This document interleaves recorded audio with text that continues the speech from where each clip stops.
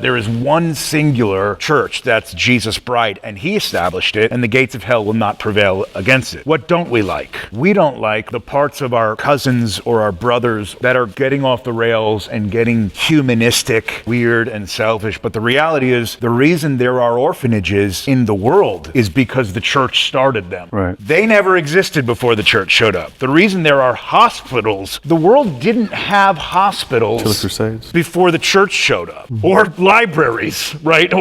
Or books, or like the monks made libraries. Like, the beauty that we stand atop of is because of the church. Is it important to criticize and contrast?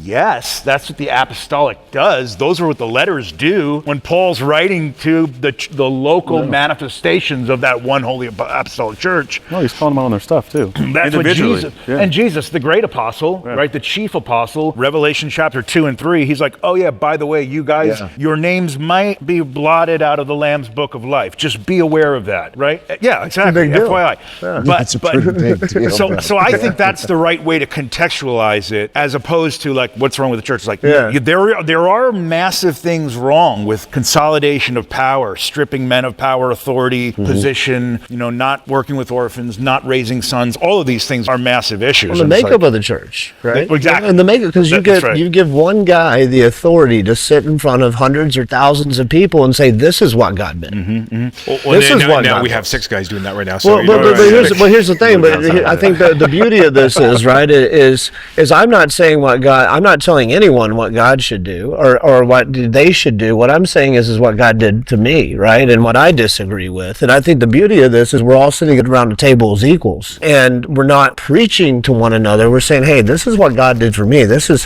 how my life, and this is what I perceive to be wrong, right? And men can be in agreement or they cannot, and there's not judgment here.